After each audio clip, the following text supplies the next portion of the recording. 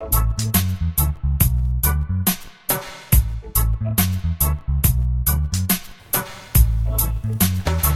and welcome to podcast from a Caribbean Cubicle. It's an article I wrote for the Jamaica Gleaner. It's entitled, Why Strategic Planning Offers Team Building Opportunities. Why is it said that a well-conducted strategic planning retreat can be the best executive team building session ever? What elements should you include so that the time spent helps participants work better than ever before? First, you must start by setting aside any recent fluffy definition of team building. It's become synonymous with entertaining. For many, it means changing out of work clothes to engage in an activity completely unrelated to the job. Here in the Caribbean, activities such as paintball, casino nights, church services, and soca parties have all earned the label, even as they deliver a feel-good experience. However, many executives are not amused. They see it as unproductive, a way to bribe employees by giving them some fun they supposedly want, in exchange for doing work which they don't really want. This perverse logic represents old thinking. It comes from a time when productivity had to be coerced. By contrast, the highest performers who typically make it to the executive ranks are highly motivated. For them, team building shouldn't be a break from work.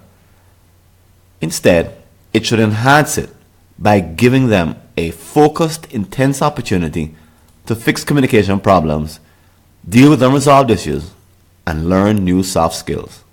However, if you are designing such an outcome, don't expect it to be easy.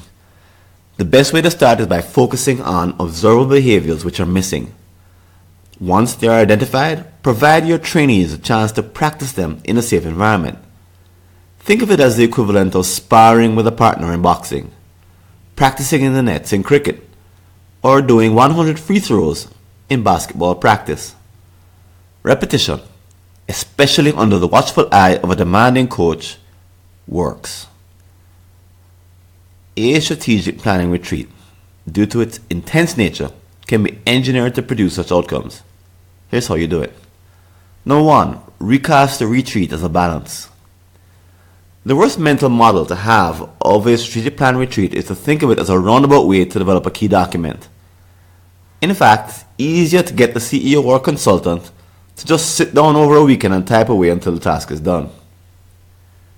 When convinced by others, some leaders condescend to conducting a full team retreat just to get other people to agree to their ideas. In these settings, the event is simply a rubber stamp. The goal of including colleagues is to sell them on the CEO's or consultant's brilliance. By contrast, an authentic retreat which infuses team building at every step views the process of developing the details as co-equal with the final product. When they are both respected, you can achieve a fine balance between engaging participants and upholding the quality of the end result. Number 2, use the retreat to engage and train. The best process to create a group strategy involves 2 kinds of thinking activities. The first, divergence, means generating new ideas. The second, convergence, is the activity of bringing about agreement between different parties. In a strategic planning retreat, it's possible for you to emphasize these 2 opposite phases, teaching participants how to recognize each one.